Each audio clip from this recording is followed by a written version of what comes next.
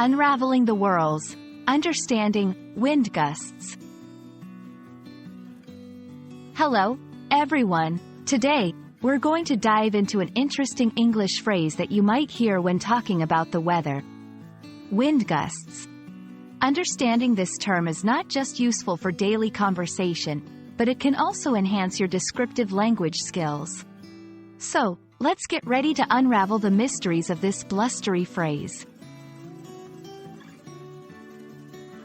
When we talk about wind gusts, we're referring to sudden, brief increases in wind speed. Think of it as the wind having a quick burst of energy. Usually, gusts are quite notable because they come on rapidly and are temporarily much stronger than the continuous wind. They can make a windy day feel even more dramatic. Wind gusts are interesting because they come on suddenly and can catch you by surprise, last a short time, often just a few seconds, are often much stronger than the steady wind, can cause things like leaves and debris to swirl unexpectedly, are an important part of weather forecasts, especially for outdoor activities.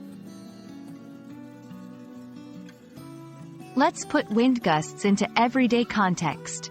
You might experience gusts when you feel a sudden strong breeze while walking outside.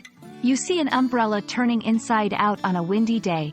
You hear the weather report mention gusts up to 40 miles per hour. That's the wind gusts they are talking about. Why should we understand this term?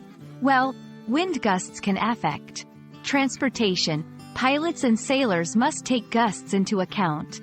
Safety. High wind gusts can be dangerous in certain situations. Leisure activities. Knowing about gusts is crucial for sports like sailing, kite flying, or even drone piloting. Now that you understand what wind gusts are and how they can impact various aspects of life, you'll be able to talk about the weather like a pro. We hope you've enjoyed this whirlwind journey through a commonly used English phrase. Keep practicing, stay curious, and until next time, happy learning.